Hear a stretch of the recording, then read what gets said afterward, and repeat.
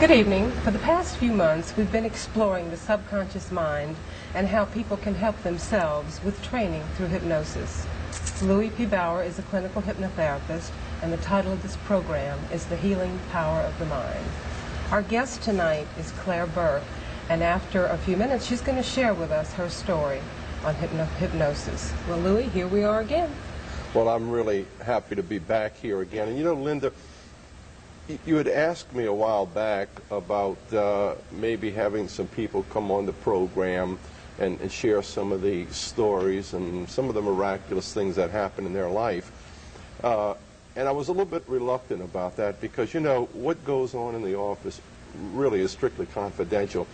And even to approach a person, you know, and say, well, would you want to come on camera?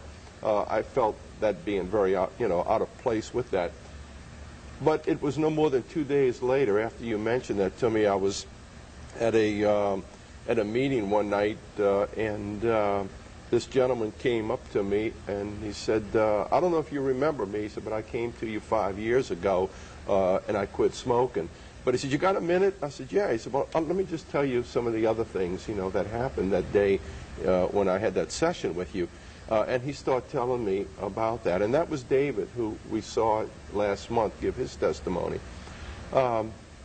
It was about a day later, I was in the bank making a deposit, and a lady came up to me and she said, oh, Dr. Bauer, she said, it's been a year now, and I hadn't had a cigarette since. She said, but let me tell you what else happened. And she proceeded in telling me some of the spiritual things that she got from that session. So I asked her, I said, well, would you want to share that on camera? And she said, yes, I'd love to. And they weren't reluctant at all. No, as a matter of fact, they were excited about sharing the things that they received. In fact, I saw Claire, who was my guest here today, and I was mentioning to Claire some of the things that we were doing on the station. And Claire attended one of my seminars and workshops. I think it was a 2-day, was it a 2-day? A weekend workshop. Weekend workshop. And I was, I think it was a Sunday afternoon or something, I asked for a volunteer because I was going to go through a stop smoking section and show, you know, the people that were in the class, you know, how I work with clients for stop smoking. And Claire immediately jumped up and said she wanted to be the volunteer for that. And I didn't know, I knew something happened that evening, but I really didn't really know what it was. And then I started talking to Claire, and she started telling me some of the things that happened that day. So I said, Claire, would you want to share that on camera? And Claire said, I'd love to. Definitely. So that's what brought us here today. That's great.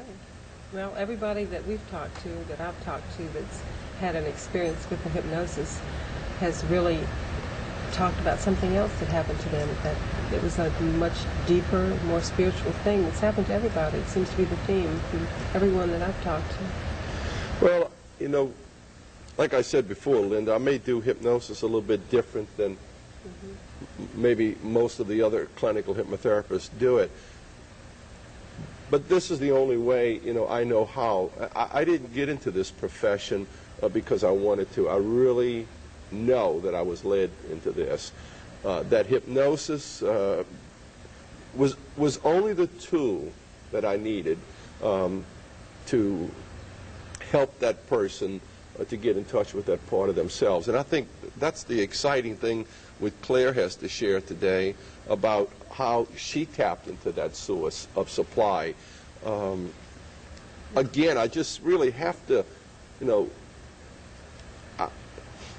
what Jesus said when he said the kingdom of God is within us, if we just listen to that a moment and meditate on that a little bit, we can see where the answers are to our questions, where the peaceful solution is to our problems, and where our true happiness and our true peace abides.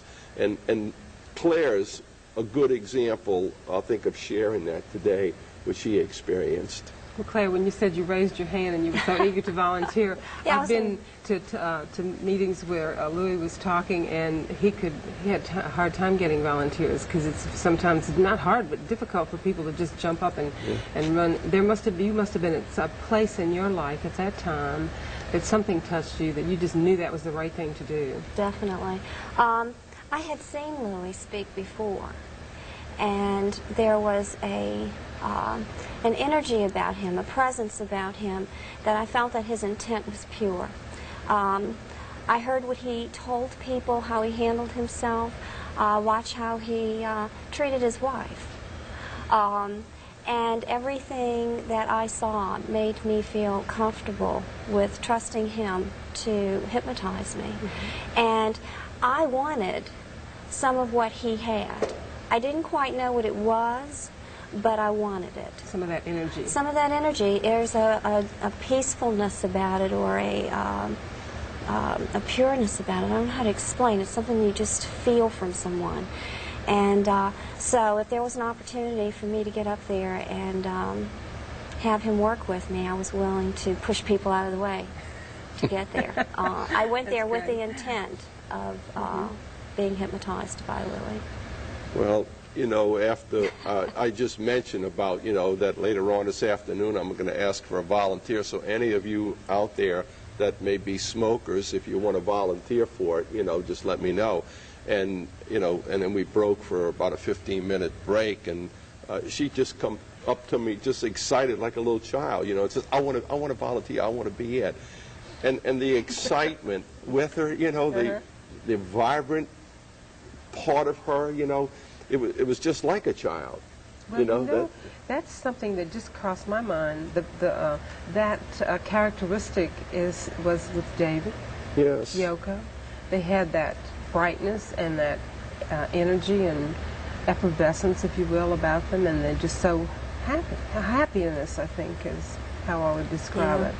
Well, you know, somewhere Jesus said, you know, unless you're like a child, you'll not gain the kingdom of heaven. And that's what she was. She was like a child. She was, I'll do it, you know, like somebody saying, Mommy, I'll do it. I think that desire, too, you know, we talk about the innocence of the child. You know, I'm far from being a child as far as the age goes, but at the same time, it was more of a desperation. So many things in life that you have trying to get that innocence, that peacefulness as a child, and it just didn't work. And so as life goes on, you seem to lose some of that essence, a little here, a little there. And I think the main drive is wanting to get that back so desperately, more than the, oh, I want it. It was like, no, man, I need it. Yeah. It's a part of you. If you lose it, you just lose a part of your soul. Yeah, that's true. That's true. You lose who you really are. I think that's, with a lot of people today, they're searching for things outside of themselves. You know, when people come and say, you know, I want to quit smoking, I've tried Nicorette gum, staples in the ear, acupuncture, the patches, you know, none of it works. Why would this work? It's because they were trying those things outside of themselves. They were looking to get something else to do it for them, instead of going within. And that's where it all takes place. So you said you were not afraid to be hypnotized. You were eager. Were you sure that you were going to be able to I mean, you just had a... Well, Louis had explained hypnosis to where it was a state of relaxation, and it was not threatening, that you would be... It wasn't entertainment. Well, no, road show. Right, it wasn't. I wasn't going to quack like a duck.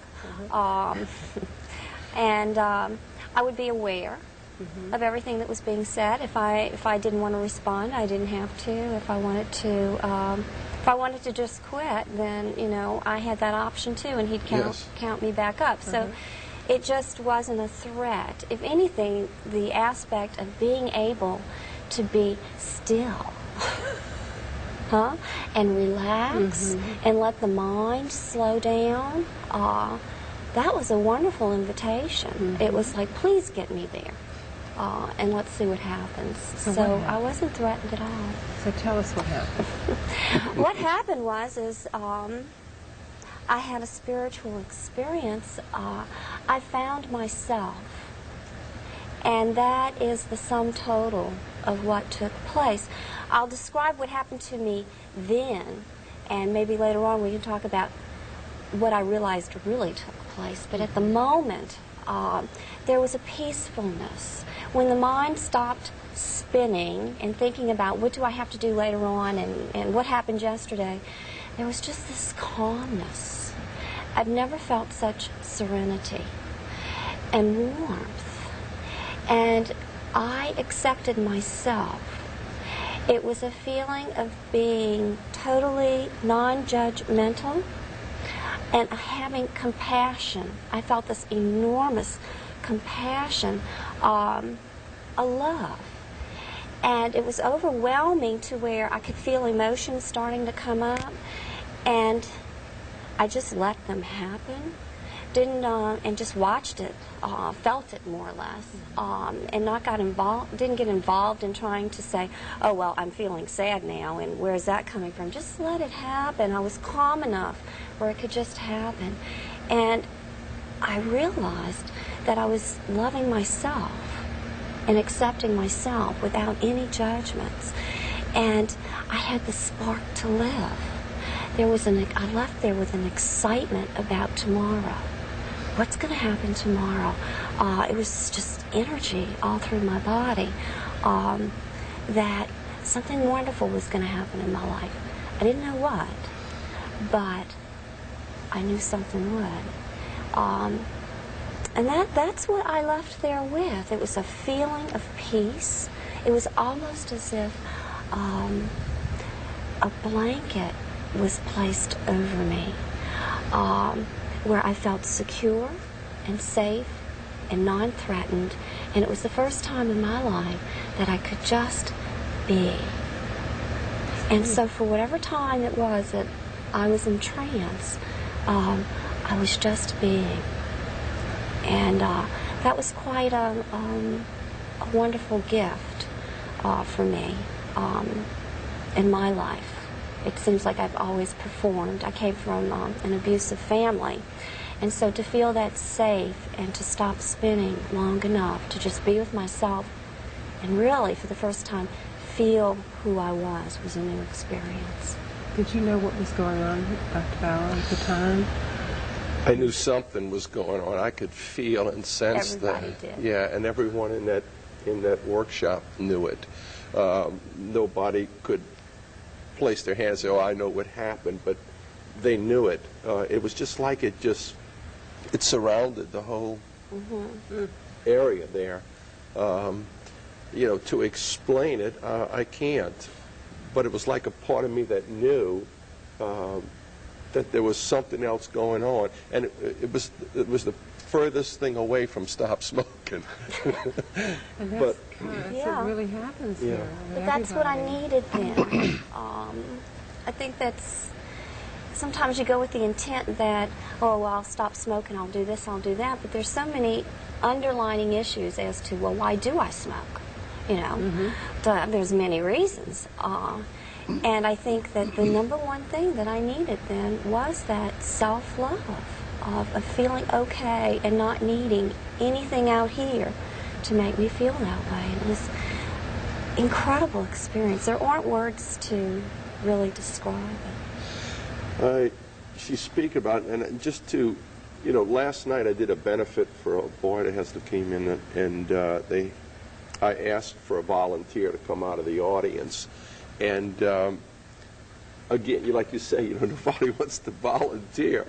But the lady was just looking at me, and she just stood up and she said, well, okay, I guess I'll be the one since you're looking at me. And she came up, and she sat on a chair in front of all of the people out in the audience. And, I told her that hypnosis is just guiding a person with suggestions. They have the choice whether they want to accept the suggestion or reject it. I said, but tonight I want to show you how a person can go into that pleasant altered state without any verbal suggestion, just with nonverbal. And so I did the demonstration, and she went into a very deep, pleasant state. When she was there, I was talking to the audience, telling them, you know, that she knew everybody was looking at her, but it just, you know, it didn't matter. And then when I counted her out, you know, she took like a sigh of relief, and she said, can I just explain to the audience what I experienced? And I said, sure. And she said, it was like I was here, but I wasn't here. You know, she said, it was like I could feel my heart and blood circulating through my body. And she said there was a warmth that came over me. And she said such a peace and serenity. And it may have only been 2 minutes probably that we did that demonstration. And I told her, I said, you know, this is something that you can do yourself. You know, that because all of hypnosis is self-hypnosis, you can bring yourself back to that very pleasant state. And I said, just close your eyes and do that. And she did. And when she did it the second time herself, she really got in touch with a lot of issues that she was able to solve right there in front of all that audience in her own mind. And she came to me after and told me, you know, how she was so glad that she came and that she volunteered for that. So, you know, it's like David and Yoko and Claire and so many other people that come.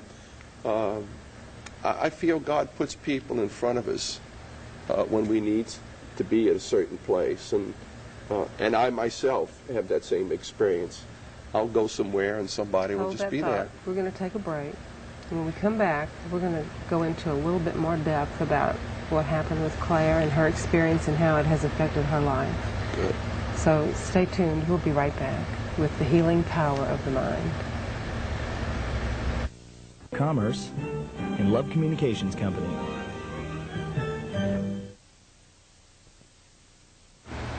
Our guest today on the healing power of the mind is Claire Burke. We've been talking with Claire about an experience that she had when she underwent hypnosis with Louis Bauer.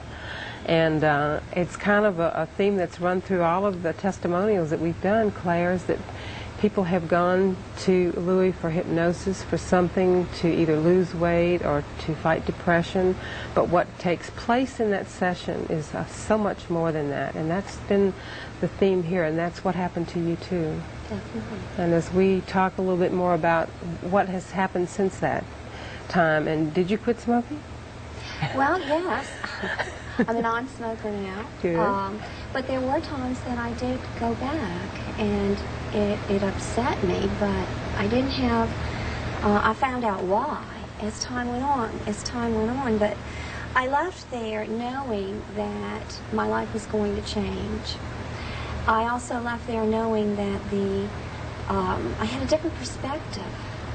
I started seeing things differently. It wasn't the view any longer of, oh gosh, you know, I was an abused child, and it seems like things are always hard for me to get to, and I started looking at things as to, yeah, I was, but look what I learned.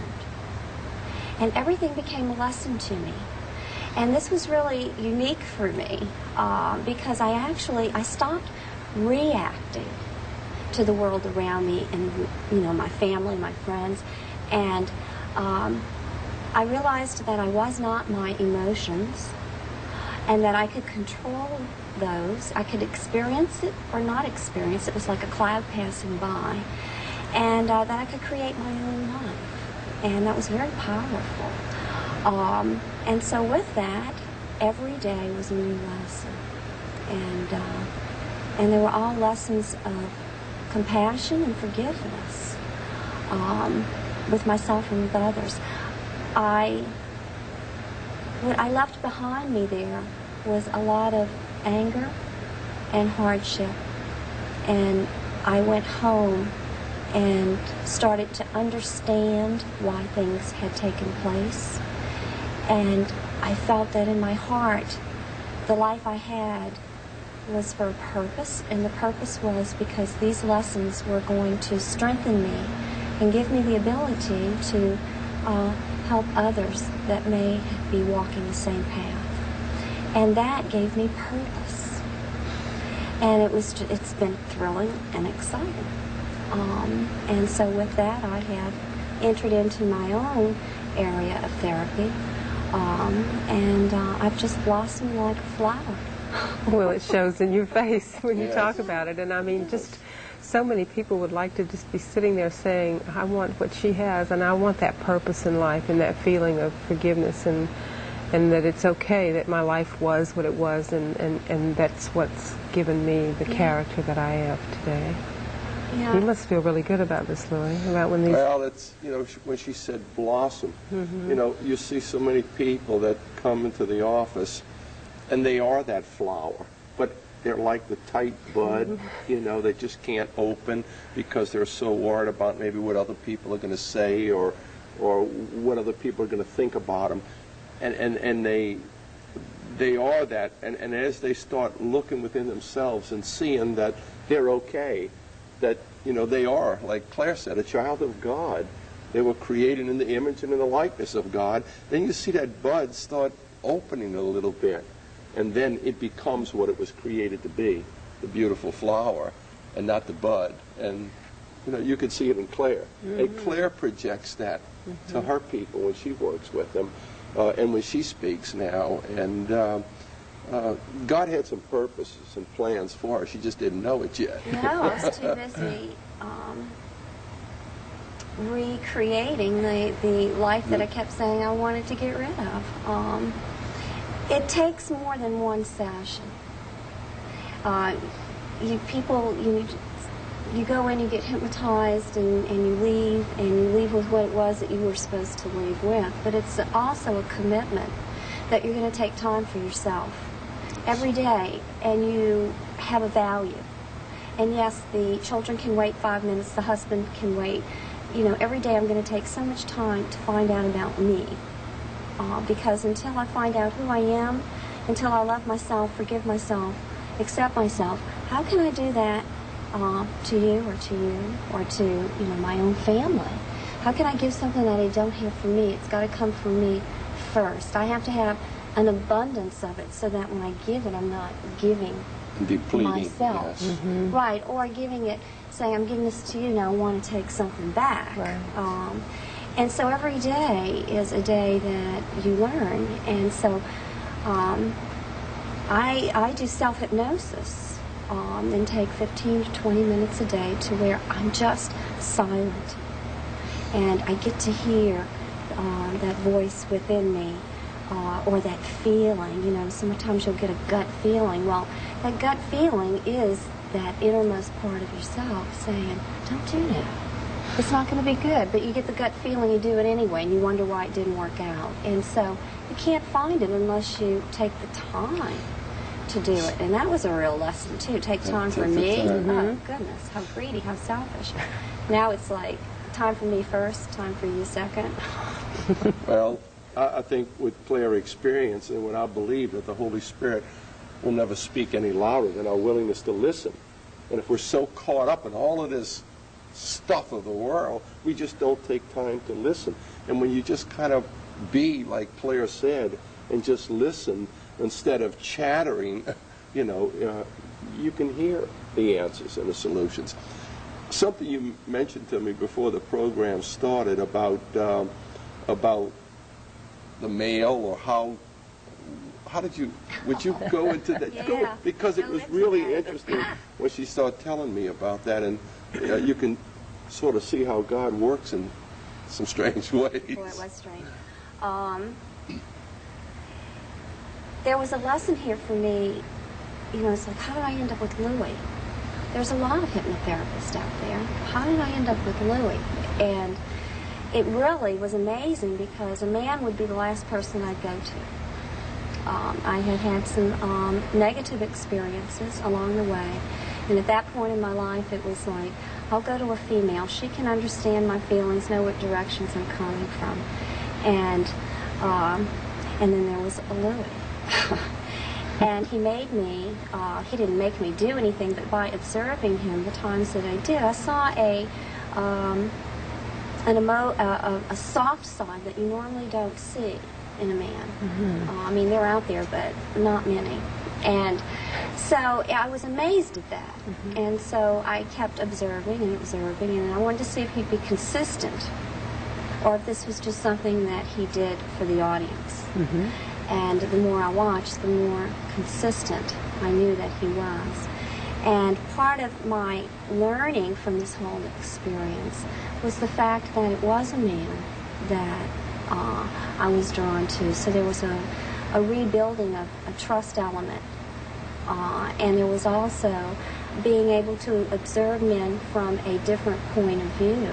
There was some hardness that had developed in me over the years from different experiences, and I think a lot of women fall into that category. It's like, oh no, I'm not going to get hurt again. Oh no, I'm not going to set myself up that way again. And so you kind of start to view men in general as, oh, they're all that way. And so it was a real learning experience for me that no, men or women are not all that way, and that you can find compassion and acceptance, be it from a man or a woman. But I needed that lesson. I needed to take some of that hardness off of me, and to be able to look at men equally and with empathy for the situations that were going on in their life, knowing that they could share that empathy back with me. And I think that if I'd have gone to a female hypnotherapist, I wouldn't have learned that lesson. Probably not. No, I don't think I would have. So even to the way it was introduced to me, it was in a healing situation. How many sessions did you have with Dr. Bauer in hypnotherapy? We had 2 sessions, I believe. Yeah, 2 sessions. Other than the one, from the workshop. Yeah. And But the important things that you began to practice it in yourself, right? Studied hypnosis, and there's enough books out there about self-healing and spirituality, and I was just on a journey that I was going to find, not that I was going to find, I was going to allow what I had found in me to grow. It was like I had this spark, this hunger for life. It was like, at that moment, I chose to live. And sometimes you're not faced with that in life, but I had been faced with that before. And this time I chose to live, but I chose to live a happy, prosperous life. I chose joy. Not just, yeah, I want to live. Well, how do you want to live? And I left there knowing that I was going to live a joyous life and a peaceful life. And that was my incentive, to go out there and to let this feeling develop. And so in order for it to develop, I fed. I couldn't get enough.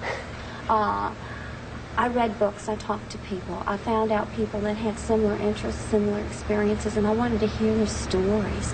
Anything that was on TV that had to do with angel experiences.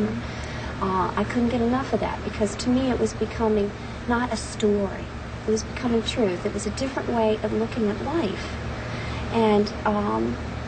And so I decided that that was the way I wanted to live it. I think Claire made a choice instead of, she made a choice.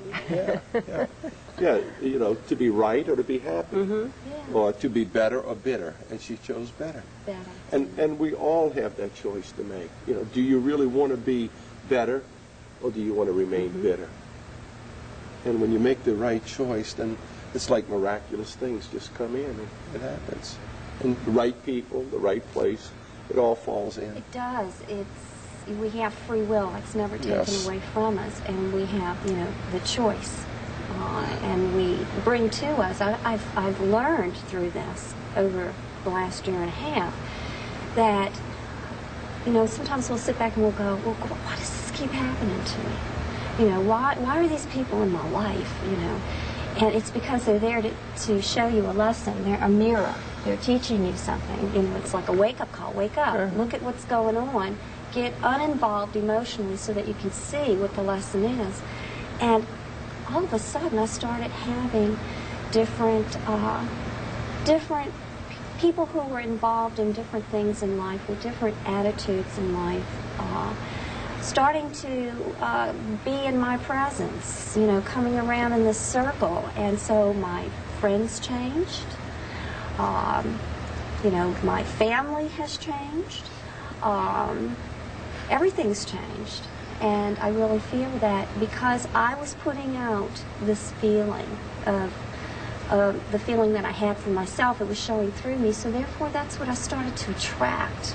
And let your light shine before men. Can you say that? Yeah, keep the light Yeah, shining. keep Claire, the light director's giving us the cue. You've been a Okay. terrific guest. Thank you. Will you Thank come back you. again and I'd talk love with it. us a little Oh, more? great. Yeah. We'd love it. I'd That'd like be that good. too. That'd be Appreciate super. it. Good. Thank you so much for coming, Claire. Anytime. Join us again for The Healing Power of the Mind next month. Louis? Good. Good. Thank you.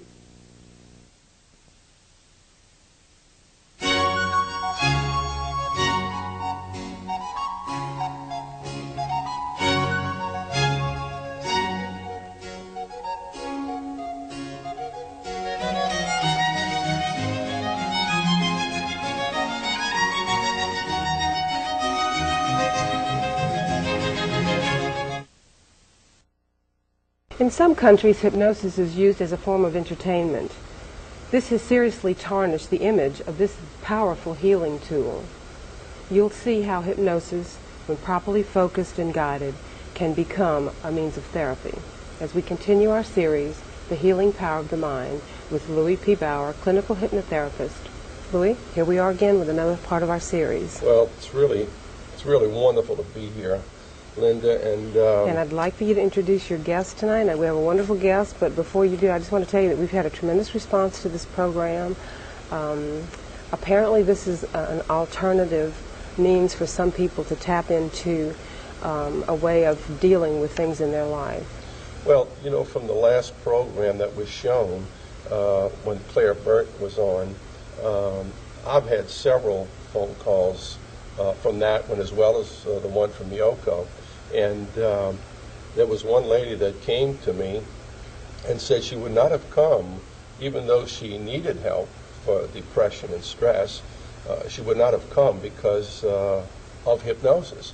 But after she saw the program and she heard some of the things that had happened, she said she knew that this would be a way that it could help her. And this is she what we're came. trying to stress, the positive help that hypnosis can be to people. And with that, I would like you to introduce your guest, who is also Well, a hypnotist. Good. I'd be very happy and honored to do that. We have with us Sheila Smith from Long Beach, Mississippi, and she drove a long way to be here with us today, and I really want to welcome you for coming, Sheila. Thank you. I appreciate you allowing me to be here with you today. Well, it's my pleasure, really. And I would maybe like to start off the program today just maybe to share with the audience how you got involved as a clinical hypnotherapist. And I know you came to me, and I don't remember what year it was. Was it for you? I think it was 92. In 1992. Yeah. And I think you'd come to me for weight reduction. If that's Yes. okay. And during those sessions that you came, I can recall you saying one thing after probably the second session that you came. You said something that you've always felt that you wanted to help people, and that you were planning on going back to college and studying with psychology, was it? Yeah. And I think you'd taken a couple of college courses already on psychology. And after that second session, you said that you would like to look into hypnosis as maybe as an alternative, and come to find out it'd come to be the thing for you. So maybe why don't you just share a little bit about that with our audience today? Well, in 1988, my husband died in a plane crash. And from that period of time until the time I went to see you, I just really couldn't find any peace in my life. And I was running over here and running over there trying to find myself and make a life for myself after his death. And so this particular time I decided that, well, I'm going to go into this exercise program and I'm going to lose some weight and find a new life for myself. And a friend of mine told me about you, and So I called and made an appointment, thinking the whole time, hypnosis, oh my gosh, I'm not sure whether I want to lose weight bad enough to go see a hypnotist, but okay, I want to lose weight bad enough that I'm going to go, give in and I'll do this. So I made an appointment, and I came in to see you, and I was very frightened, letting someone take over my mind, and really, by the time I finished that day, hypnosis was nothing like I had projected that it would be. It was a wonderful experience. And after the first session, I began to feel peace of mind about my husband's death and about my life. And by the third or fourth session, I was on this high, and my life began to change slowly but surely, and my positive attitude returned, and I began to look at life differently, and it was just an unbelievable experience. And actually, when I look back, it was not my idea to go and take the courses to become a hypnotherapist. It was your idea. You encouraged me. You said, this might be a way. I was in school at the time at Southern taking psychology, trying to get a degree, and you said that this might be something that you might be interested in. And I thought, yeah. But you said, well, just go take the first course and see how you liked it. And even from that period of time, after I stopped coming to you, my life just improved on a daily basis until, I became a human being again, and I began to put my life together, and and going in the right direction and doing the right things. And I did go take the first course, and I thought, well, this looks pretty good. And if I feel this good about what's happened to me in those sessions that I had, maybe it's something that I can do to help other people. And I went back to school, and I got a degree, and I went through my internship, and here I am. And at one time I couldn't even spell hypnotherapist, and I are one. That's one thing, though, Sheila, I saw in you was that I guess it was a compassion that you seemed to project, the sincerity that you had, that you wanted to help other people. And I think that's the thing that really got to me to try to mention to you about looking into this.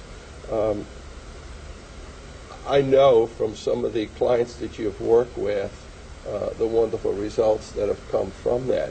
And you didn't only stop there, but I'd like for you to share how you went on further, advancing your knowledge with hypnosis, especially with the forensic hypnosis. Would you want to share something about that? Because that's really, that really is important. And I think more and more police officers and even some courts now are beginning to accept this as a tool to help solve crimes. So maybe you'd want to share a little something about that, because well, from being a hypnotherapist, we do regression, and we can take people back in time.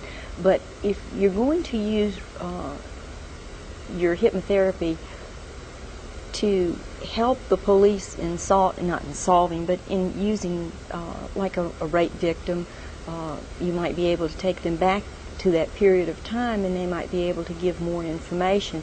And I heard about this course they offered in Collin County, right outside Dallas, Texas. It was a forensic hypnosis course, and I really got excited about it because I have a lot of friends that are police officers and a lot of women police officers, and I thought, this might be something that I'd really enjoy. And so I signed up for the course, and I flew to Dallas, and it was so exciting. It was just unbelievable. And they taught you from A to Z what to do from the time that you brought the client into your office, how to protect yourself so that you could go to court and be able to testify and make the inroads and be able to do this by the law. And it was just really exciting. And I don't use it very often, but I am available if the police need me. And I can think of one case that was just really exciting. Sheila, is that a large field? I mean, throughout the country, forensic hypnotherapy? It's a growing field. Growing and it's very, field. you know, hypnosis is acceptable now. Yeah. Because so many traumas affect people's memories, for one thing, Yes. and having to regress to that point of whatever, the trauma or the pain of an incident would seem that hypnosis could bring them back easily and maybe... And not have to experience the pain Right. or the Yeah. trauma. Exactly. Right. That's the exciting part. The course really teaches you, as hypnotherapists, you know, we do regression, you know, on a daily basis. But the object of the course is to go and know how to do it so that when you go into court, that it's not going to be thrown out because of some technicality here or there. And it really works. It's wonderful. It truly is. They had something on just, it was night before last about that and how important it is for a hypnotherapist to be trained in order to do that type of work, because if you're not careful, or someone that's not really trained in it like Sheila, an indirect suggestion while that person's in that altered state could cause that person to believe that's what happened. You know, like to say, for example, which way did that red car go? So you're indicating in that suggestion that the car was red, so which could be misleading. So you have to watch the suggestions that you give to the client at that time, that it's not a leading suggestion to say, you know, in what direction did the car go. Do you notice a hesitancy on the part of the victim sometimes in forensic hypnotherapy to go through the hypnotic process? Well, education is probably the most important part. When that's part of it. When you sit down and talk to a client, you explain to them, you know, what we're going to do and how we're going to do it, and it takes away that degree of fear that they might have. Well, I'm glad you brought that up, because you said, you know, you were talking to people and you were thinking about coming, you know, and you didn't know whether you wanted to come that bad to a, you know, a hypnotherapist. But what were your thoughts? And I don't mean to put you on the spot, but maybe you could just share, you know, what your beliefs were in hypnosis before you came. Well, mine were all the television and movie theory, you know, of what hypnosis is. And my fear was that I would come in there and you would take over my mind and you would put these suggestions into my mind, and it would be contrary to the things that I believed. And of course, after coming and talking to you, you sat down and you explained hypnosis to me, and I realized that it is not a process where you come in and take over my mind. It's a process where you cannot hypnotize me unless I want to be hypnotized, and that you were a guide and you would guide me into an altered state of consciousness, and that I would not be asleep, or, you know, if you said anything that would be contrary to my own personal morals or belief, that, you know, that I would come out of the hypnotic state. So you had that assurance beforehand, I had that that you would never assurance do anything in a hypnotic state that you would not ordinarily do. Right. Yeah, I think that's very important to because so many people have that misconception of what it is. And I think the key to success, as far as a hypnotherapist and his client, is this education before you even start a session, this sort of rapport with you and your client, to make sure that you answer all their questions and answer some questions that they may have not even asked, to just let them know that this is something of a therapeutic value. Well, of late, I would say in the last, actually since we've been doing this series in the last few months, there have been numerous features on television about hypnosis. Some of them have really gone into the profoundness of the healing side of it, and others have focused on the entertaining side of it, which seems to really be the side now that is diminishing, which I'm really glad to see, because the positive side of hypnosis is a powerful therapy tool, and it has helped a lot of people, as we've seen in this program, people like you that have come forward to talk about their experiences, and actually one other person who actually went on to study hypnosis. Yes. And with that, we're going to take a short break, and then we'll come back, and I'd like to talk to Sheila a little bit about when she first went there and how she actually went for weight loss, but it helped her actually get through a grieving process. And we'll be back with more of the healing power of the mind right after this pause. So stay tuned. Welcome back to the Healing Power of the Mind with Louis Bauer. and his guest today, Sheila Smith. Sheila, we were talking during break about really the reason that you got into sort of forensic, where you studied forensic hypnosis, and I think it's important for our audience to know your background in terms of when you first went to see Louis, that you actually said you went for weight loss, but what happened was you were going through a grieving process and an unrest in your life that you were describing, and because of this, and because of your background, that was the reason that you decided to take that course in forensic hypnosis. Could you just give us a little insight as to that? Well, my husband was in law enforcement for over 20 years. That's why you know a lot of law enforcement. And that's why, you know, it's very dear to my heart. But I went to Lewis for weight loss. It was not for grieving, because I didn't realize that I was still in a grieving process. I knew I had an unrest. There was no peace within me, and I just, kept thinking that there was, but there was not, and I did not realize how much of an unrest there was until I went to Lewis for weight loss and found peace of mind. I mean, it was just, I can't even explain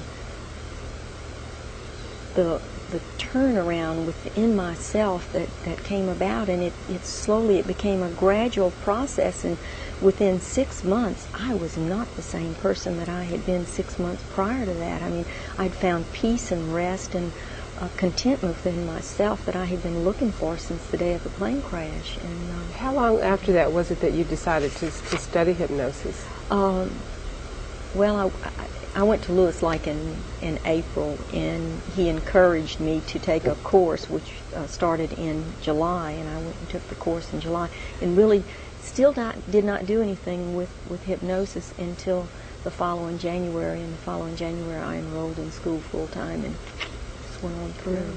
But I mean, it was a slow process of every day I was getting better and better in every way. And Louis mentioned that you have a certain compassion, and I see that as a resounding characteristic of the people who are involved in healing hypnosis.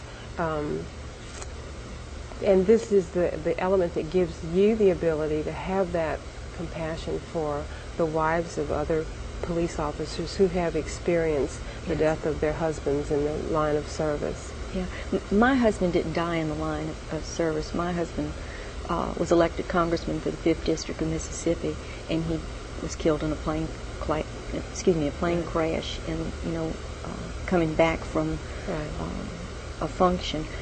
But having been in law enforcement, so to speak, as a wife, I can look back and I can see the needs that police officers. I saw the stress of the different stresses that my husband went through in the different times in his life, and Louis and I were talking, Dr. Bauer and I were talking about this, and we decided to put together a program for stress management that we're working on. In fact, he's got his portion of the program completely finished, and he's waiting on me, patiently tapping his foot, wondering when I'm going to get my portion finished so that we can...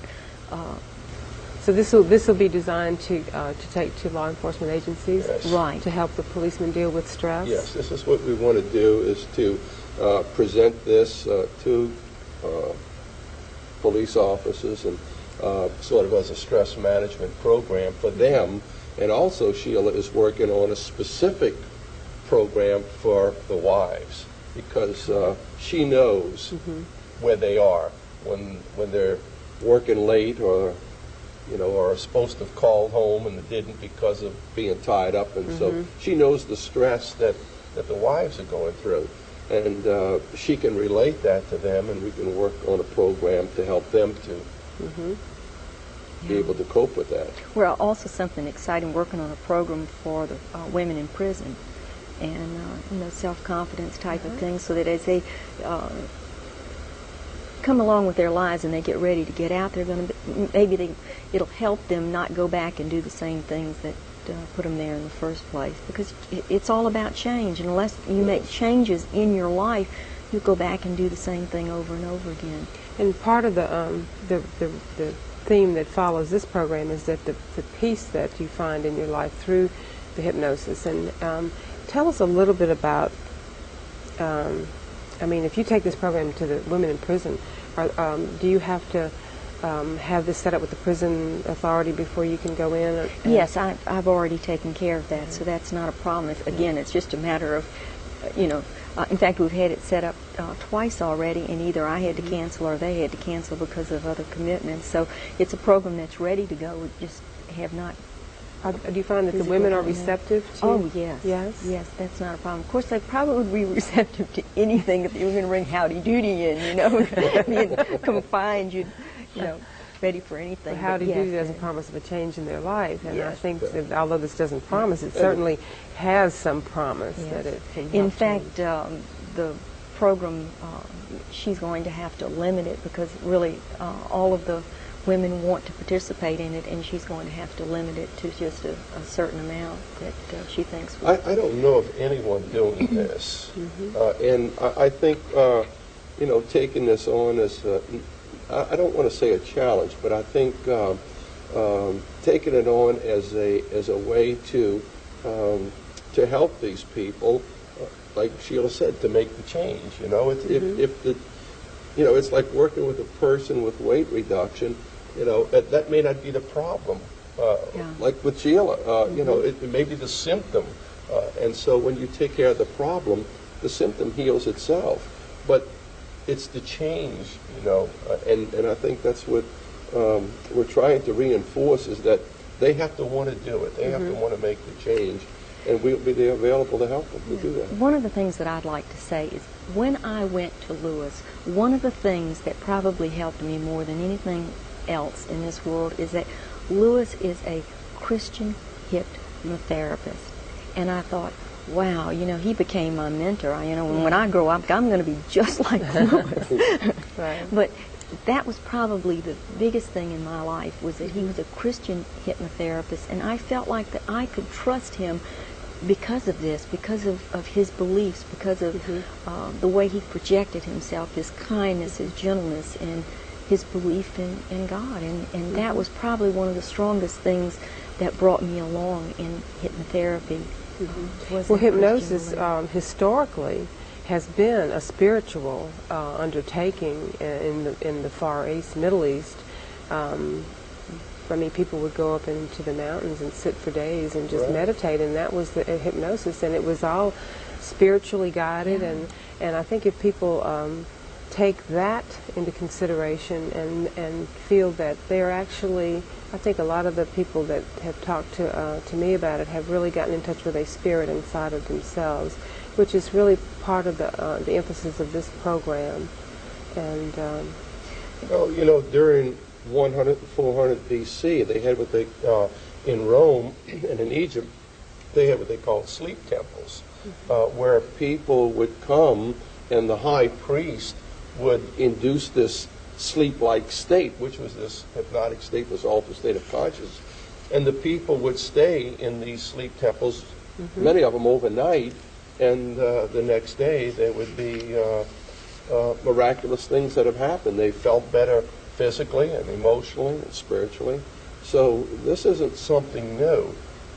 This goes way, way back. I'm not finding in my practice as many people that are against hypnosis as probably there used to be. Right. I'm finding that people are seeking me out, wanting to use hypnosis to make these changes in their life. Okay. And I think probably Lewis is finding the same thing. Yes. It's the thing that when people come, there's no such thing, I don't think, as coincidence. I really believe, God will place them there, and the same way he placed you. Even with the doubts that you had, there was still a deeper part of you that brought you. Yeah. And that's what you went with. And that's what you can see. You can see it in her now. And she projects that to her clients as well. One other thing I'd like to say, I have a client for cancer that has cancer that I'm helping him with creative visualization, and I had my first appointment with him this past week, and in doing so he felt a lot like I did about hypnosis, and it's very, very hard for him to go into a hypnotic state with that feeling of not wanting to release this strong feeling that hypnosis is wrong, that it's not. But we're working on it, and I think by the time our next session that it should be a lot better. But Arkansas Cancer Research Center revamped their whole cancer program to include hypnosis, which is creative visualization and imagery, to help people, to help their cancer patients. It's a great program. It really is. Well, Sheila, we'd like to thank you for being with us today. Your insight into the healing power of the mind, I hope will help our audience. And Louis, Well, I appreciate you coming, Sheila. You have a lot to offer people, and I feel that if anyone sees this that knows of anyone on the coast or anything, or that they would give you a call, and you could just maybe just through talking with them can help them. And I feel honored working with you. Well, You're a wonderful Louis. person. Well, I really do appreciate it, and I thank you for allowing me to be here. And like I said, when I grow up, I'm going to be just like you. We hope you've enjoyed our program today, and we hope that as you listen, and hopefully you will learn a little bit about how to improve your health, your well-being, and your spiritual life from the healing power of the mind. Thank you for joining us. Dr. Louis Bauer, a hypnotherapist, on the healing power of the mind. We've given an overview of many areas of help that someone can expect to receive in hypnotherapy. Dr. Bauer, today we're going to open the series up to a little bit longer program, and we're going to actually talk with someone who has come to you and over a period of years, after one session, has received just a continuing years of help from that one session. Linda, I feel in a lot of cases that's so. I don't want a person to have to depend on me or keep coming back to me. I want to help that person to let them see that they already have that within themselves, that that power that is within themselves. And I really have to relate back to, what Jesus said when he said the kingdom of God is within you. And that's what I want to do, is just help people to tap into that source of power, wisdom, and strength that they can accomplish anything that they put their mind to do. Well, let's introduce our guest today, David Bronner. David, welcome to the program. Thank you. It's good to be here. Good to see Louis again as well. It's good to see you. Testimonials are always a great indication of how people have been helped and the true help that they have and benefit they've received from something like hypnotherapy. And we appreciate you being here today, and I know Dr. Bauer does too. Most definitely. Glad to do it. Could you Quite a just guy. tell us a little bit about, I know it's been a while since you went to see Dr. Bauer. In fact, maybe 4 or 5 years, Correct. right? That's about right. Where were you at your life at that time? That particular time was, as far as professional life, it couldn't have gotten much better. All the things superficially that people look at you for and engage, unfortunately, some people, it couldn't have been better. There were some things within my mind that were somewhat confused. Initially, I sought some help to eradicate a little bit of a tobacco habit that I had at the time, that I had initially licked a few years before. And in the process of doing that, Dr. Bauer was able to show verbally and more mentally how to remove some of the obstacles, which included the nicotine, as an example. Well, Dave, before we get into your visit with Dr. Bauer, let me just ask you, how did you happen upon Dr. Bauer? Basically, it was a word-of-mouth advertisement from an acquaintance that had been to see him for a similar situation, and in passing, it was some 4 or 5 months after he mentioned the name, and ironically enough, the name was very familiar with me, because Louis and I were in the same industry at the time or shortly before that, and that was kind of ironic, and I just thought that was interesting. But it was probably 4 or 5, maybe even as much as 6 months after I got the phone number off of, I think it was a little yellow piece of flyer that I kept in my wallet or kept in my pocket, and they'd look at it and say, yeah, one day, and eventually that... How long did it take you before you actually made that appointment to go see him? Like I said, about 4 or 5, maybe 6 months. And were you skeptical? I think so. Had you talked to someone that had been helped by him, perhaps? Not necessarily through his program, but in other programs that involved hypnotherapy. Some friends that had gone through a hypnotherapy process at Oxford Foundation Hospital for the same type of thing. And I opened my mind up to the possibility that it could help. And basically, I think that was the key right there. Now, you basically had a problem smoking, and was this kind of a last resort for you? You probably had tried a whole lot of other things, right? Yeah, I wouldn't say last resort. It was a very minimal, but I wanted to eradicate it altogether.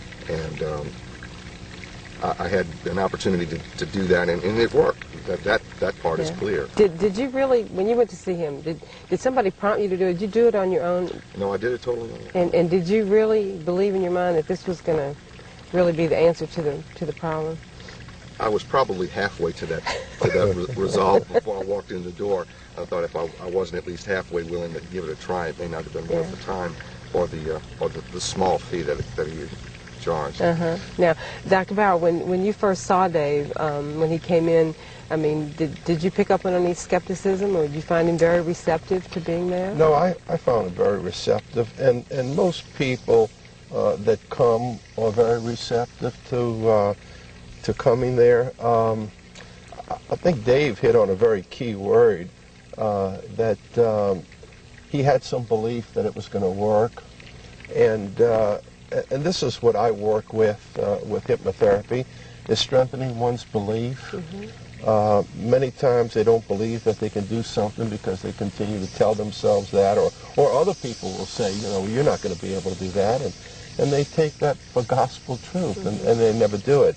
But Dave came in with an expectation that this was going to work, this was going to help him, and most people come in pretty much in that same place where Dave is. A lot of them do feel, they tell me, this is my last resort, I've tried everything else. Or so-and-so tell me to come here and this would work, but I'm here, but I'm not sure it's going to work. Yeah, right. That type of attitude. Right, and like Dave said, there are so many people that said the same thing you did, I found your name, or somebody gave me a card, or I saw this little brochure, and I had it on my refrigerator for 6 months, or I've had people say they've carried it with them for a year, and then finally one day they just decided to call. So I think this is, timing is very important, where a person is at a certain time, and when the time is right, they'll step out. Just to get a little bit into the issue of giving up tobacco, because this is a big problem for a lot of people, because it is a major addiction. And I know that Dr. Bauer has helped a lot of people give up smoking. And that's primarily the topic of today's program, but as we all know, sitting here, that session touched off a lot of other areas of your life. But where were you with your smoking? How long had you been smoking? I had successfully quit about 4 years before, and because of some developments and things that happened, it was easy to pick it up back up again. I was proud of myself for having done it the first time, and I wanted to get it out of my life once and for all. And I think that resolve had a lot to do with the success of the initial treatment. So you knew you had given it up for a long period of time. Yes, approximately 5 years before. Yeah. How was tobacco a problem in your life? Aside from what everybody knows is a health problem, did you recognize it as a health problem? Did you deny that? No, or not recognize at all. I lost an uncle dear and near to my heart, my dad's brother, through cancer, and he immediately stopped smoking. My father immediately quit smoking after that, and I did shortly, and then again the urge hit 4 or 5 years later, and I wanted to get it out again, and fortunately that's worked. Was it affecting any other part of your life? I mean, socially? I'm sure it was, more than anything else. That I was single at the time, so I didn't have a lot of other people to be concerned with as far as whether, smoking in their clothes or their hair or the car or whatever. I was very isolated. It would only occur outside, out of doors, not at work, not in my car. So once he began to show me how isolated the instances really were and what the motivating factors were, and it was basically stress-induced, I think, more than anything else. During a day, it's a little bit more socially acceptable even just 5 years ago than it is today. Now the no smoking restaurants and the no smoking theaters and pounds here and there. Okay, that was my next question here, because here's the big question. Everybody says, and I love Dr. Bauer's answer to this, is if you quit smoking, you're going to gain weight. Did you gain weight? Briefly, but I was able to shed it. How much did you gain? Probably 10 pounds. Yeah. But you didn't say, okay, I've gained 10 pounds. If I don't start smoking again, I'm going to keep gaining weight, right? No, that wasn't a problem. And I think the fact that it was a minimal part of, I was a minimal smoker, I could call it. Had I been more heavy, it may have affected me a lot more physically afterwards. But the side effects were short-lived. I barely remember them. And the weight gain, I think, was a little bit of that and a little bit of complacency, being a little bit more happy with myself. That's what my family doctor advised me. The weight gain in a small amount is actually a good sign if you feel good about yourself. But, obviously don't take it to a maximum. What do you tell people when they say if they quit smoking, they're going to gain weight? That's a big thing, especially with ladies. They come and that's the first thing they say. Dr. Bauer, I want to quit smoking. But I'm afraid I'm going to gain weight because I quit smoking a year ago and I put on 5 pounds, so I went right back to smoking. My girlfriend quit. I told her she was going to gain weight, and sure enough, she put on 10 pounds. And she never did lose it. But if there was truly a relationship with smoking and weight, then everybody that would be smoking, say, a pack and a half or 2 packs of cigarettes a day, all those people ought to be about 125, 35 They'd be pounds. thin, right? And today, weight reduction is a multi-billion-dollar business. So if that was true with that relationship between weight and smoking, why don't everybody just start smoking and get skinny? And so it's what you've programmed into your computer. Just like we program negative suggestions that I can't do this or I can't do that, and then mine meets that expectation. But I think Dave got something more, shall I say, profound. Yeah. What we've tried to do here is kind of set the stage for you and Dave to talk about his story, because it's just sort of typical of what happens to people when they discover the inner self. And we're going to take a short break, Dave, and when we come back, we're going to let you and Dr. Bauer talk about your visit to him and how it's helped you over the years. Glad to do it. And we'll be right back after a brief pause with Dr. Louis Bauer and the healing power of the mind. So stay tuned.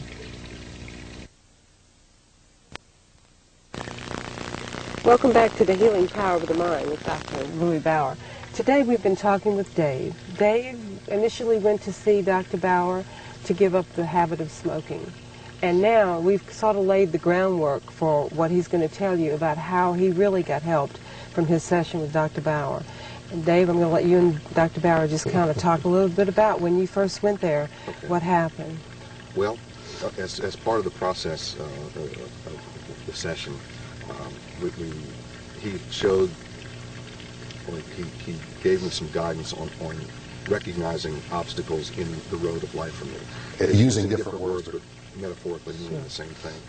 And the ability to overcome one hurdle, such as the nicotine addiction, was good, and it reinforced a great deal of things that I did the right thing, he did the right thing, and he showed me also that in that brief time, an hour or so is what I remember, how to, more than anything else, overcome other obstacles that life presents us from time to time.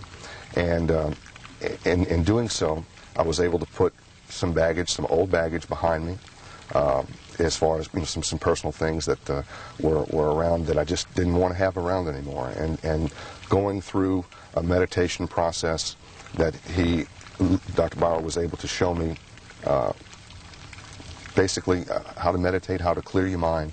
I picked up the Catholic Rosary once again for the first time in quite a long time as a method of meditation, or as an avenue, I guess you could call it. And at those times when things, the bumps got a little bit bruisey, pick it up and go back into that mindset that he, in his miraculous way, was able to show me in that one session. So it gave me a lot of reinforcement as to the ability to overcome some things that I just simply had some problems with before. Dr. Bauer, tell us what happened with Dave through that session and since then, the process that has taken place. What happened during a session, you know, I see so many people, and to say exactly what happened, I really honestly don't recall all the, you know, the process with that. But, you know, with Dave, like many other people, like he did to come to quit smoking, I see so many other people that come in such a roundabout way, just like Dave did, you know, picking it up and holding a brochure a while, and sometimes some people will tell someone else about me, and that'll be third or fourth generation down, and all of a sudden they wind up coming. Yeah. And they may come to stop smoking or for weight reduction. But you can see many times they get much more than that. You know, like Dave, he came with the reason to quit smoking, but got a lot more from that. Right. And by the way, I only had to pay one fee, so it wasn't a multi-fee schedule. Well, most people in one session, you know, can quit smoking, and a lot of other benefits from that. I give a little list of what a person is coming for so they can check it off, and they'll check off maybe self-confidence they're lacking, and they want to quit smoking, and there's some stress and all, and then I'll go over a few of those things with them, because the byproduct of being in that altered state is increasing self-confidence and self-esteem. Indeed. You know, there's one thing I work with my sessions, and I truly believe, and whether the other person is even aware of it or not, I don't think it really matters, because I've seen things that have happened that have proven to me it doesn't matter. But, you know, Jesus said, where two or more are gathered in my name, I'll be there in the midst of them. And that's what I see taking place. I see the same type of healings that take place, the same as he did 2,000 years ago, when people... you know, he said something to the effect, seek and you shall find, knock and it'll be open. He didn't say where you had to seek. He didn't say whose door that you had to knock on. He just said you got to do it. Right. And just like Dave just knocked on my door. But what was there, it wasn't nothing that I did, or it was that he was there searching, and he got what he was searching for. That seems to be sort of the continuing theme from everyone that I've talked to, and that probably everyone that we're going to talk to on these programs, is that that the session touched so many other areas of their lives and helped them with so many other issues that they didn't even realize were there, perhaps, or had no idea that they would be helped by. Indeed. How has your life changed since you did this? Well, as I said, I always go back to the hurdles metaphor, and I was able to overcome the initial reason for going there, and some very profound business issues. I was able to basically prioritize and put in their place. I would probably have been able to do that regardless, but it was done with so much more efficiency and with so much better timing that you know, I didn't wind up, I guess, in turmoil trying to make the right decisions. They came very naturally and very quickly. And more than anything, shortly after the business perspectives were gained, I was able to remarry a girl that I had been dating for quite a long time. And one of the other hurdles was that, you know, that's for everybody else, but probably not for me. So that's probably the most profound, the most significant one that I can surmise at this time. I think one of the things that you said was that from that one session, and it only took the one session, that you were able to pick up some good habits that help you. If you find that there's a time in your life that will help you kind of get over that hurdle, some meditation. Correct. Is this something that a lot of people pick up? Yes, you know, it's meditation in whatever way or whatever form that they want to do it. You know, you have all different types, and whether it's meditation or visualization or imagery or whatever, self-hypnosis, whatever terminology you want to put on it, it really doesn't matter. But I think when you just take the time to just be still You know, and even in the Old Testament it says, be still and know that I am God. But our problem today is we don't know how to be still. And I think when a person comes and they're in that altered state of consciousness, they're allowing themselves to be still.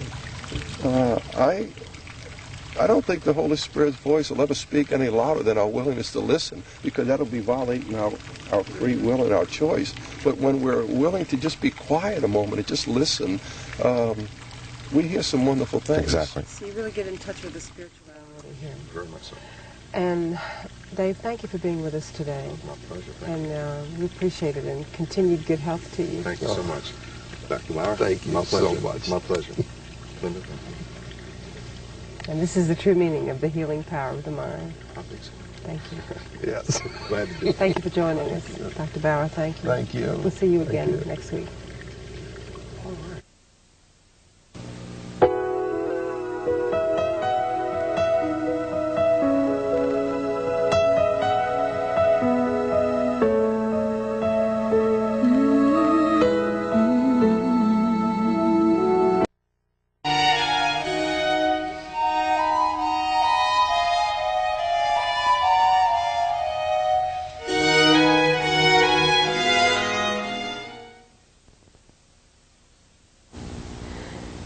Welcome to the Healing Power of the Mind with Dr. Louis Bauer. I'm Linda Gill. We couldn't ask for a better place to tape a program like this than here at the Holy Redeemer Retreat Center in Lacombe. Beautiful. The environment is just very, very spiritually filled, isn't it? Yeah, I really think so. And, you know, you just kind of look around here and realize how much we miss in this busy world. Yeah. You know, just to take a little time and just be quiet and still a little bit. Wonderful place. And I really appreciate you coming today. Oh, it was my pleasure, Dr. Bauer. It's meant a lot to me. I feel people such as yourself, you know. Can we introduce Yoko to our audience here? Why don't we do that? I get carried away sometimes. That's all right. Hold that thought. Yoko, thanks for being on the program. Nice. And agreeing to be here to talk to us about your experience with hypnotherapy and how it helped you. Well, I just hope that I could help others live from her. Yeah, I feel that by us being here today and taping this show, it's not just to be taping it or just to be put on air for the sake of just doing a show, but I feel that for us being here today and for you taking your time out and coming here is to be able to help other people, to let them see that there are things that are possible for them too, even though they may not believe it, but it is. And the proof is right there with you. Yeah, I didn't think I'd ever be able to do it. Well, why don't you just share a little bit about what you've shared with me just a little bit earlier?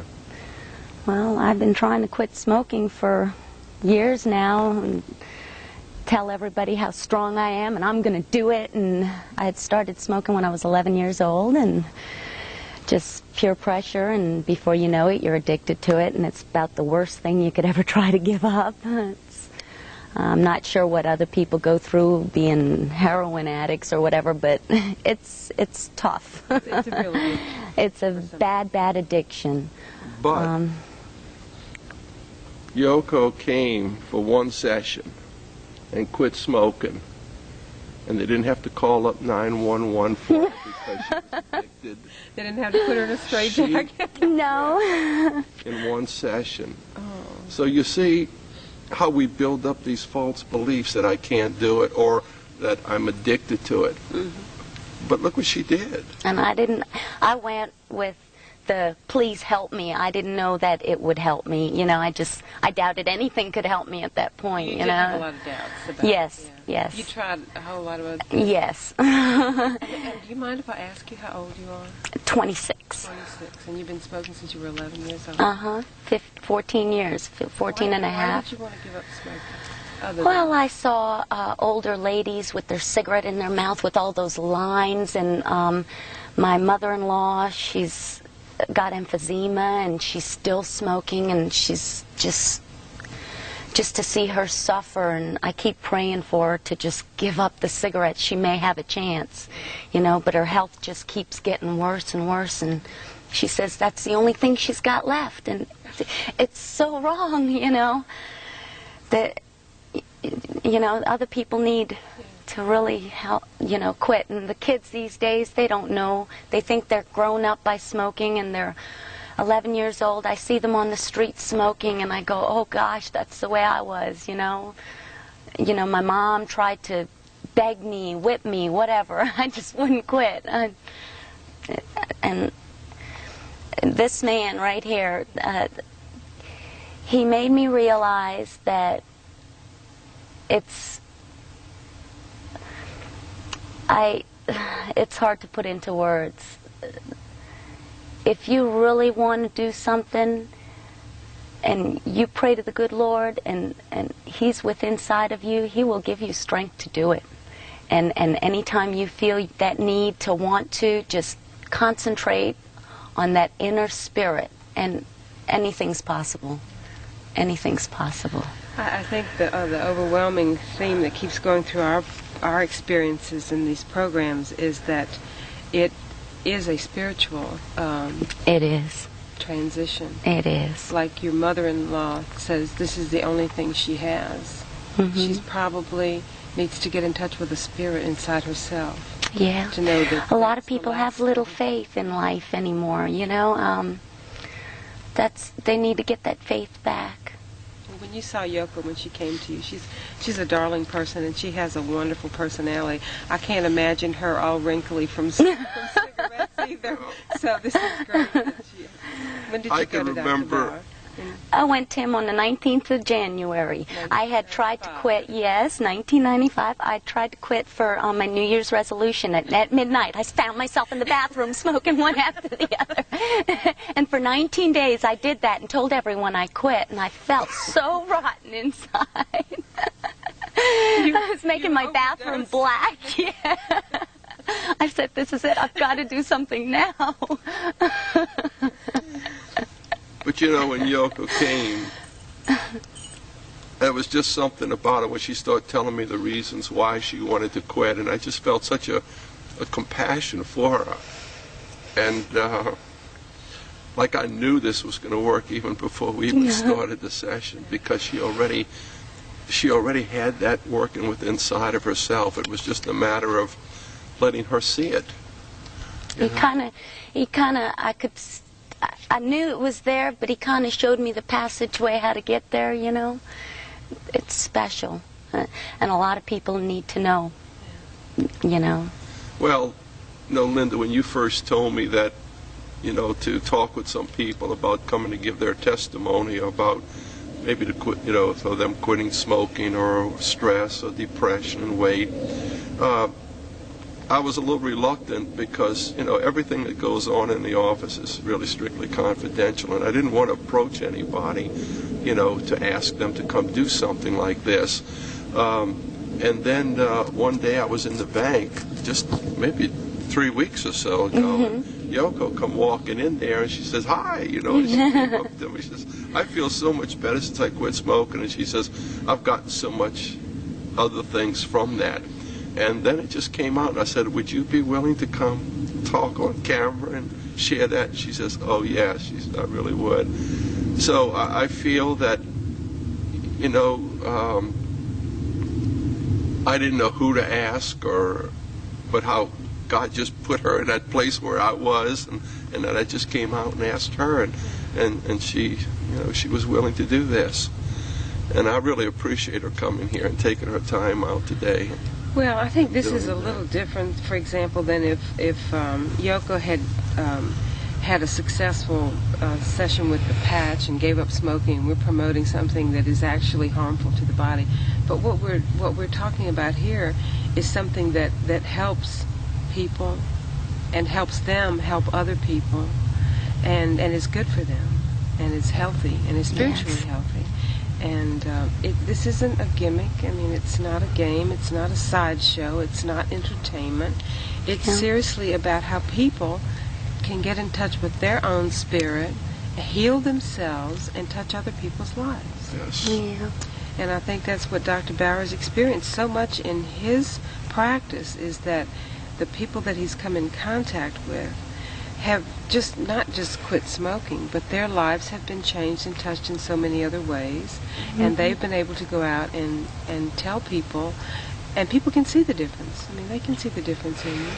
Yeah, I thought I wouldn't be able to quit smoking until all the stress was gone, but the stress is still there. I just know how to handle it a lot better. There you go. Good. Well, that's one of the things that Dr. Bauer does, is stress reduction also. Yeah. One of the areas that he helps people in. How did it, I mean, has it helped your stress level? Oh, definitely. It's made me a lot more of a confident person that does it naturally instead of trying to make it happen. You know, I just do the best I can with what I've got and accept just what happens. Yeah, and I just have faith that it will work, and it, you know, It I does, just yeah. Well, I think yoga's a wonderful living example of what God can do, you know. We're the only ones that I feel that restrict not only ourselves of what we can do, but many times we restrict what God can do. When we say, well, I'll never be able to do that, and then we never make it. give him the control, you know. That's right. That's right. And not try to, when we try to be in control of all these situations, and we should be in control of a certain amount of things, but there are some things that we can't control, but there's a very thin line, and we don't see it. And when we step over that line, we're in a realm where we're trying to control something. Walk ahead of him instead of letting, you know. You know, there's what you just brought up is a beautiful, I don't know even where I heard it from, but it just stuck in my mind. It goes something like, don't walk in front of me because I may not follow, and don't walk behind me because I may not lead, but just walk beside me and be my friend. Yeah. And that's what I think she has done, you know, that realizing that who her friend really is. Yeah. And with that, Dr. Bauer, we're going to take a short break, and then we're going to come back and we're going to talk a little bit more with Yoko about how her experience has touched her life and where she is today with her smoking and her spirituality. And I don't want to be shy about dismissing the spiritual aspect of what this is all about, because that's why the program is entitled The Healing Power of the Mind. It's not just about hypnotherapy. No. It's about getting in touch with your own spirituality. So when we come back, we're going to talk to Yoko some more and Dr. Bauer about the healing power of the mind and how Yoko was helped. So stay tuned.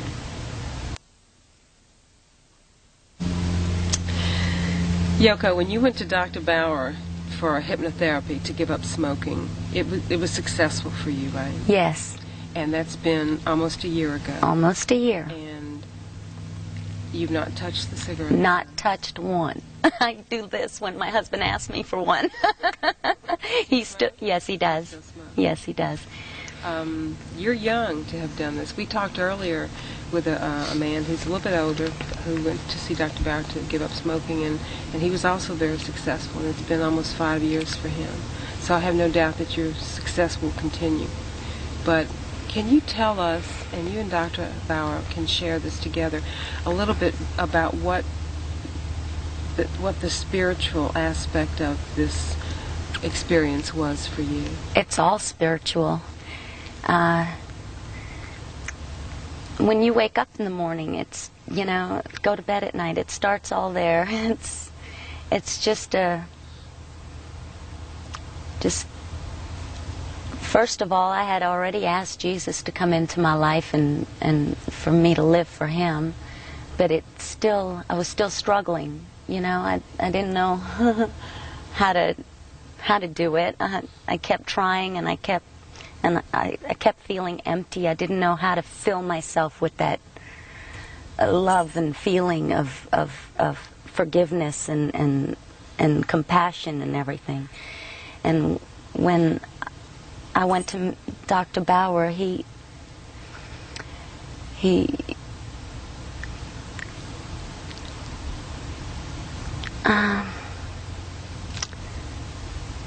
kind of made Jesus and I one within my soul.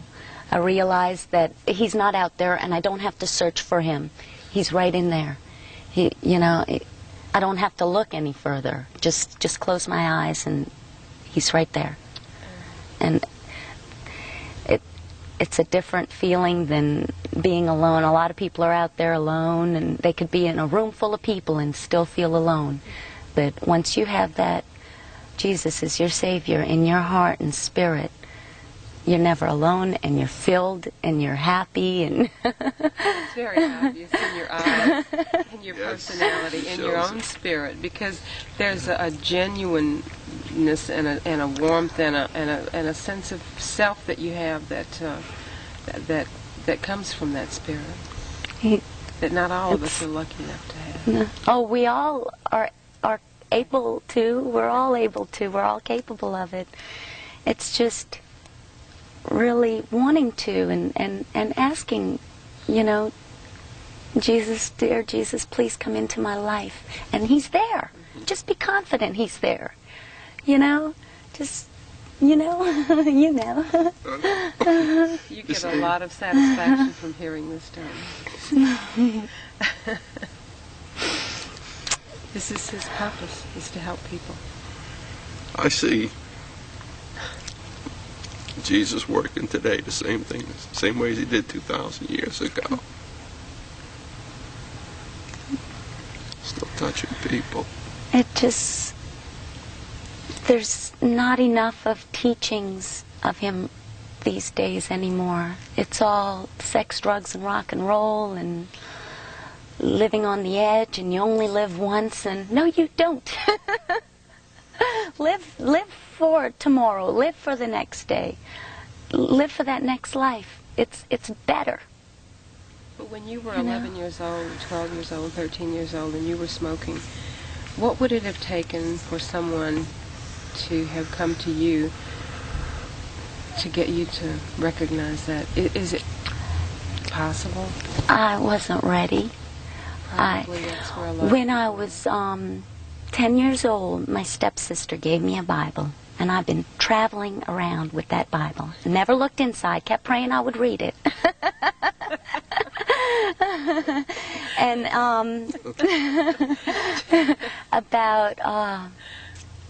when I was about 19, I opened it up and tried to read it, and it just, I couldn't get anything out of it.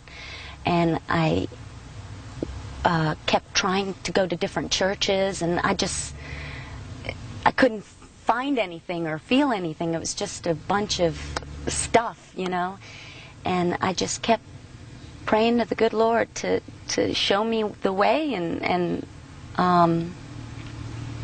just kept looking, and he's there, and he gives it to you when he's ready to give it to you, not when you think you're ready. Is what it all boils down to. Yeah, you hear when he thinks your spirit's ready for him, That's right. he will let you receive him. But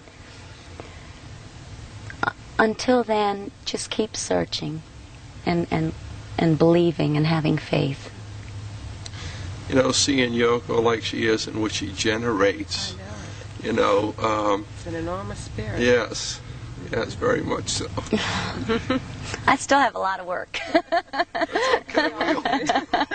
We all do. I hear people saying, boy, I had such a wonderful spiritual experience. Okay. 1930. I think, you'll hear a lot of people say, well, gee, I really had such a spiritual experience. But maybe we're not humans that are having spiritual experiences. Maybe we're spirits and having human experiences. Yeah. And see just where are we going to go with them. Mm-hmm. And there's a beautiful, true spirit right there. And you could just see it just coming from her when she speaks, her eyes and everything else. You got a lot to share. That's she right, does. You do. You really do. That's great for you to be here today, Yoko, to share this with us, because you are not only believable, but your spirit just permeates everything that you say, and that's something you should be proud of, and I know you are. You just recently married, you said? Yes, in April. Uh-huh. 19? Yes. No. The 29th. 19th in your life. But, Great. Dr. Bauer, I know you're very proud to be a part of the spiritual progression that Yoko's made, and I know that this is something that takes place in a lot of the experiences that you have with people. Well, I know when I first started doing hypnotherapy, it was like nobody wanted anything to do with me, and I went to doctors and tried to tell them that I could help their people to quit smoking, but, it was like no one would have anything to do with that. And I didn't have any clients, hardly at all, coming after I went through all the schooling, internship, and then it was just like one day when I was really down. I mean, really down, and I didn't think this was going to be for me. And I went and sat in the recliner chair, and I closed my eyes, and I said, Heavenly Father, hold me, because I need to be held. I need to know what you want me to do. I don't know what it is. If it's this, fine. You got to show me that it is this. If it's something else, then let me know, because I'll do whatever it is that you want me to do. And I sat in that chair. I couldn't tell you the time frame, but all kind of thoughts were just going through my mind. Like I had to go cut the grass, and I had to wash the car, and those type of things. But then all of a sudden the thought just came in, and it said, there are 3 things that I want you to do. That with every person that comes to you, help them to realize and recognize that the kingdom of God is within them. And the second thing is that when they become aware of that, to help them in any way that you can, so that they can share that in their own way, not yours, but their own way with others. Mm-hmm. And let everybody realize and recognize the power of a thought. And that's what I start doing. And people start coming and things start happening. So you're happy you went? I'm You just went ecstatic. one time, right? Yeah, I say to myself sometimes I want to go again, just to go through the experience, because I will remember it so well. A lot of people think hypnosis is you don't remember anything, and they're afraid of it. But it's nothing. It's wonderful. It's an experience that I think everyone should, experience. It's fulfilling. Well, especially the way. I'm not sure. I've never went to anyone else, but the way Dr. Bauer does it spiritually and centers on the good Lord, not his power, because right. Because the power is really within us all. Yeah. She's a beautiful person. She's a beautiful person. Oh, y'all, hush. Thank you very much for joining us. Oh, my pleasure. Yes. I wish you lots of luck and continued success. Thank you. And I know that your spirit is going to touch a lot of other people. Definitely. In your life. I hope so. Oh, it will. It has already. It's touched us, and it's given me something, to see you and what you've experienced and how you have changed and the thoughts process that you're going through. I think it just kind of reinforces to me. It's kind of a way that God says, okay, look, you just keep doing what I want you to do, and I don't even have to know what that is. Mm-hmm. And it's like, I think what Jesus said when he said, go forth, your faith has healed you. He said, your faith, not mine. Yes. It was yours. We thank you for joining us today. If you have questions about the program, you can write to us at the channel office here, and we'll give you the address. This is The Healing Power of the Mind.